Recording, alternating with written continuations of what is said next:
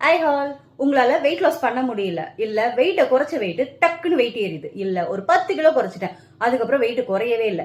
இது எல்லாத்துக்கும் சேர்த்து ஒரே சிம்பிளான சொல்யூஷன் நீங்க சொல்லுங்க அப்படின்னு என்கிட்ட கேட்டீங்கன்னா, சிம்பிள். உங்கள் டின்னர் டைம் மட்டும் மாத்தினீங்கன்னா போதும்.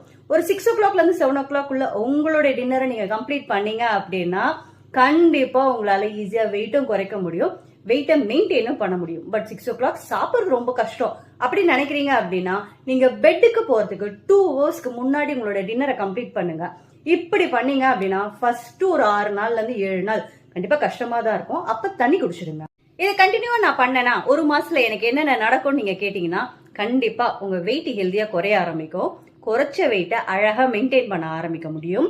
அது மட்டும் இல்லாம உங்களோட ஸ்லீப் குவாலிட்டி நல்லாவே இம்ப்ரூவ் ஆகும்.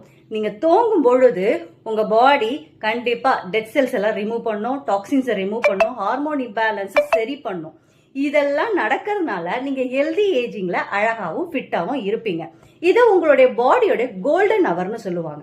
இந்த கோல்டன் அவரை உங்களுடைய உடம்புக்கு கிஃப்ட் பண்ணுங்க. ஃபர்தரா உங்களுக்கு டயட் டிப்ஸ் தேவைப்பட்டதுன்னா கீழே எங்க நம்பர் கொடுத்துருக்கேன், அந்த நம்பருக்கு பிங்க் பண்ணுங்க. இந்த மாதிரியான பர்சனலைஸ் டயட் பிளான் உங்களுக்கு கொடுத்து ஹெல்ப் பண்ணி கொடுக்குறோம். பாய்.